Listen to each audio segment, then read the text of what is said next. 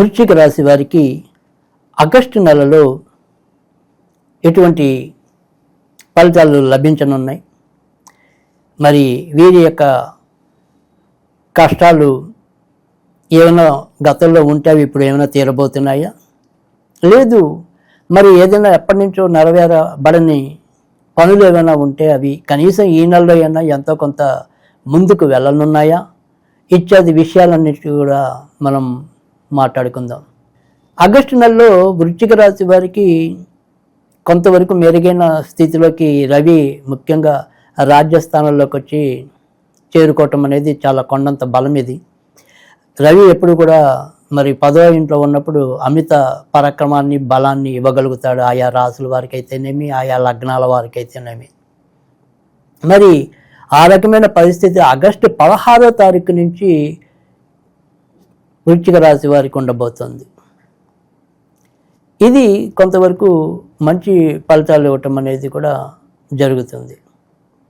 తర్వాత మరి ఏదైనప్పటికీ కూడా ఇతరత్ర కూడా ఇటు శుక్రుడు కొంతవరకు వీరికి మేలు చేయటం, తర్వాత అసలు రాశ్యాధిపతి అంటే ఈ రాశికి అధిపతి అయిన కుజుడు ప్రస్తుతం లాభస్థానంలో సంచరించటం, అది కూడా చాలా చక్కటి అనుకూలమైన స్థితి. కనుక మొన్న జూలై 28వ తారీఖు నుంచి క్రమంగా వృశ్చిక రాశి వారి సమస్యలు కొంతవరకైనా సరే తగ్గే అవకాశాలు చాలా ప్రస్ఫుటంగా కనిపిస్తున్నాయి. ఉద్యోగాలు కావాలనుకుని పరితపిస్తున్న వారికి ఉద్యోగం లభించటం అనేది, ఆరోగ్యపరంగా ఎవరైతే తరచూ ఇబ్బందులు ఎదురవుతున్నాయో ఆయా రకమైన ఆరోగ్య సమస్యల నుంచి కొంత ముందు బయటపడటం అనేది అయితే కనబడుతుంది. ఎక్కడ ధైర్యం కావాలో అక్కడ పరాక్రమం కావాలో అక్కడ పరాక్రమించేందుకు వీలుగా ప్రస్తుతం ఆగస్టు నెల వీరికి ఎంతో కొంత వెన్నుదన్నులతో నిలుస్తుంది. అసలు మామూలుగానే వృశ్చిక రాశి వారు ఎంతో కొంత పరాక్రమవంతులు అనేది చెప్పాల్సి ఉంటుంది. అయితే ఈ పరాక్రమంలో ఎప్పుడు కూడా వీరికి ఒక ఆలోచన అనేది అంటే తొందరపాటు అనేది ఉండొచ్చు, కొంతమందిలో కొంత మూర్ఖత్వం అనేది ఉండొచ్చు. కానీ ఈ రెండింటినీ కూడా వీరు కొంత నియంత్రించుకొని వారి జీవితానికి ఏది అవసరం, ఎవరితో ఎలా మలసాలి, ఏ పనిని ఎప్పుడు చేయాలి, ఏ పనిని ఎంత లేటుగా చేయాలి అది అన్నట్టుగా ఈ నెలంతా కూడా వీళ్ళు కొంత సక్రమమైన రీతిలో వెళ్ళటమే ఈ నెలలో వీరు సాధించే పెద్ద విజయంగా మనం చెప్పవలసి ఉంటుంది. ఆ రకమైన మానసిక స్థితిని ఎప్పుడైతే వీరు అందుకోగలిగారో అక్కడి నుంచి వీరి విజయానికి అడుగులు పడుతున్నాయని చెప్పడానికి కూడా ఆస్కారం ఉంది, కనిపిస్తుంది. కనుక ఇటు ఉద్యోగం రావాలి అనుకునే వారికి ఉద్యోగంలో మంచి మార్పులు, తర్వాత మరి ప్రభుత్వ ఉద్యోగాల కోసం ప్రయత్నిస్తున్న వాళ్ళు, ముఖ్యంగా రైల్వే రంగంలో ప్రయత్నిస్తున్న వారు కానీ రక్షణ శాఖలకి ప్రయత్నిస్తున్న వారు, తర్వాత మరి సైనికులుగా వెళ్ళాలనుకున్న వాళ్ళు అంటే రక్షణ శాఖలో పోలీస్ డిపార్ట్మెంటు, మరి తర్వాత మరి సైనికులుగా వెళ్ళాలనుకున్న ఇద్దరికీ కూడా చక్కటి అనుకూలమైన వాతావరణం అయితే కనిపిస్తుంది. కనుక ప్రభుత్వ ఉద్యోగాలు కావాలి అనుకునే వారికి కూడా ఖచ్చితంగా ఆ రకమైన ఉద్యోగాలు లభించడానికి లేదా వాటికి సంబంధించిన పరీక్షలు రాయడానికి కూడా ఇది చాలా అనుకూలమైన మాసంగా మనం ముఖ్యంగా వృశ్చిక రాశి వారికి చెప్పాల్సి ఉంటుంది. తర్వాత వృత్తి ఉద్యోగాల్లో కూడా వీరు కూడా ఇప్పుడు ప్రస్తుతం అంటే ఇప్పటికే ఉద్యోగాలు చేస్తున్న వాళ్ళు కూడా మొన్నటి దాకా మన ఉద్యోగం ఉంటుందో ఊడుతుందో అని బిక్కుమంటూ బతుకు వెల్లడిస్తున్న వారికి కూడా ఎంతో కొంత భయాందోళన తగ్గడానికి కూడా మరి ఈ నెలలో వీరికి మార్గం సుగమం అవుతుంది. కొత్తగా వివాహం కావాలి అనుకునే వారి ప్రయత్నాలు అయితే కనుక ఆగస్టు 18వ తారీఖు తర్వాత నుంచి క్రమంగా ముందుకు వెళ్ళే పరిస్థితి గోచరిస్తోంది. సంతాన పరంగా ఇప్పటిదాకా ఏదైతే ఒక రకమైన అలజడికి లోనవుతున్నారో వారి విషయంలో కొంత ఈ మాత్రమైన విజయం లభించింది అనే ఒక గాఢ నిట్టూర్పు అనేది అయితే విడవగలుగుతారు. భార్యాభర్తలు మధ్య ఎప్పటిలాగా చిన్న కలతలు ఉన్నప్పటికీ కూడా కనీసం భర్త ద్వారా భార్యకి కానీ భార్య ద్వారా భర్తకి కానీ ఒక ముఖ్యమైన విషయాల్లో చక్కటి సంతృప్తి లభించడానికి కూడా ఆగస్టు ఎంతో కొంత మేలు చేసేలాగా కనిపిస్తోంది. కొత్తగా సంతానం కావాలి అనుకునే వారి ప్రయత్నాల్లో మాత్రం కొంతవరకు విఫలమవ్వడానికి అవకాశాలు అయితే కనిపిస్తుంది. ఇక ఇదే వృశ్చిక రాశిలో జన్మించి మరి ఎవరైనా సరే తరచూ తలనొప్పితో బాధపడుతున్న వాళ్ళు ఎవరైనా ఉంటే కనుక, తర్వాత రక్తానికి సంబంధించిన వాటిలో ఏమైనా సరే అంటే హిమోగ్లోబిన్ తగ్గుతూ ఉండటం అలాంటి వాటితో ఇబ్బందులు పడుతున్న వారు, అలాంటివి ఏదైనా సరే ఉన్నవాళ్ళు మాత్రం ఈ నెలలో కొద్దిగా అశ్రద్ధ చేయకుండా ఉండటం అనేది అవసరం.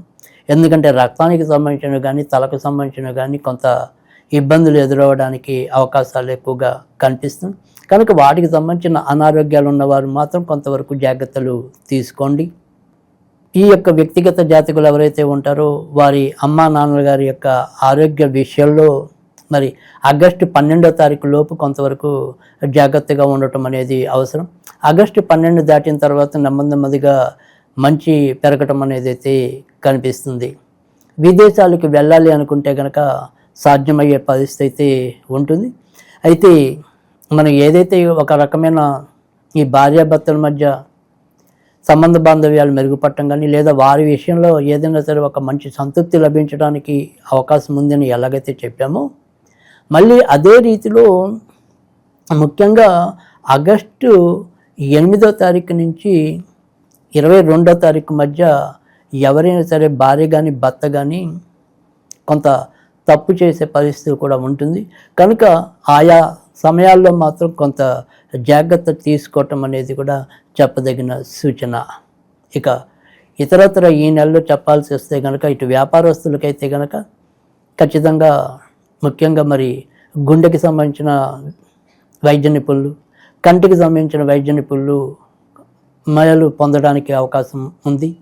ఎరువుల సంబంధించిన వాటిల్లో కానీ, తర్వాత మరి రైతులు కూడా ఎంతో కొంత పురోభివృద్ధి సాధించడానికి కూడా ఈ నెలలో ఎక్కువగా కనిపిస్తుంది.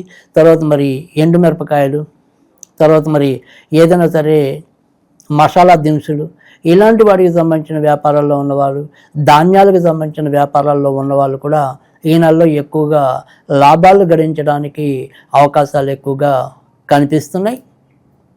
ఇక భార్యాభర్తలు ఎవరు కూడా అంటే వారి పేరున వీరు కానీ వీరి పేరున వారు కానీ ఈ నెలలో జాయింట్గా ఏవి కూడా ఇన్వెస్ట్ చేయకుండా ఉండటం మంచిది. ఎవరికి వారు వ్యక్తిగతంగా మాత్రం ఖచ్చితంగా ఇన్వెస్ట్ చేసుకోవచ్చు, అది లాభాలకి దారితీస్తుందని చెప్పడంలో కూడా సందేహం అయితే లేదు. ఇక ఆగస్టు 19వ తారీఖు నుంచి 25వ తారీఖు మధ్య మాత్రం సంతానం యొక్క ఆరోగ్య విషయంలో కొంతవరకు జాగ్రత్త తీసుకోవటం అనేది అవసరం. విదేశాల్లో ఇప్పటికే ఉన్నవారికి అయితే కనుక ఖచ్చితంగా వారికి కూడా ఆగస్టు 16వ తారీఖు దాటిన తర్వాత నుంచి చాలా మంచి ఉత్తమ ఫలితాలు లభిస్తాయని చెప్పడంలో ఎటువంటి ఆక్షేపణ లేదు. ఇక వృశ్చిక రాశి వారికి మరి ఏదైతే మరి శుక్రగ్రహం ఉందో ఆ శుక్రుడు వీరికి భర్త లేదా జీవిత భాగస్వామికి కారకుడవుతున్నాడు, అలాగే వీరి యొక్క ఖర్చులకి కూడా కారకుడవుతున్నాడు. కనుక ఏదైనప్పటికీ కూడా మరి భార్యాభర్తల మధ్య సంబంధ బాంధవ్యాలు బాగుండాలి అన్నా, తర్వాత మన యొక్క ఖర్చులు ఏదైనప్పటికీ కూడా నియంత్రణలో ఉండాలి అన్నా కూడా ఖచ్చితంగా వీరి శ్రావణ మాసం అంతా కూడా మరి లక్ష్మీదేవిని వివిధ రీతుల్లో ఆరాధించవలసిన అవసరం మరి ఉంటుంది. వీరు మరి ఏ రకంగా లక్ష్మీదేవిని ఆరాధిస్తే వీరికి వచ్చే ఖర్చుల్ని కొంతవరకు తప్పించుకోగలుగుతారు. అలాగే భార్యాభర్తల మధ్య పరస్పరం వారి యొక్క అనురాగాన్ని ఎలా పెంచుకుంటారు అనేది కనుక చూసుకున్నట్టయితే కనుక ఇక్కడ మనం ఏదైనా సరే వీరు ప్రతి శుక్రవారము లక్ష్మీదేవికి అందుబాటులో ఉంటే కనుక పాలకోవా నివేదన చేయటం అనేది మంచిది. ఒకవేళ పాలకోవా మనం పెట్టలేకపోయిన పరిస్థితి ఉంటే కనుక మరిగిపట్టిన పాలలో కొద్దిగా పంచదార వేసి నివేదన చేసినట్టయితే కనుక మంచి ఫలితాలు రావటం అనేది అయితే ఉంటుంది. ఇక మామూలుగా ఏదైనా సరే మనం మంత్రాన్ని జపించాలి అనుకుంటే కనుక ఓం శ్రీం విష్ణుప్రియాయ నమః, ఓం శ్రీం విష్ణుప్రియాయ నమః అనేది కనుక చదువుకున్నట్టయితే కనుక ఉత్తమ ఫలితాలు రావడానికి కూడా ఆస్కారం ఉంటుంది.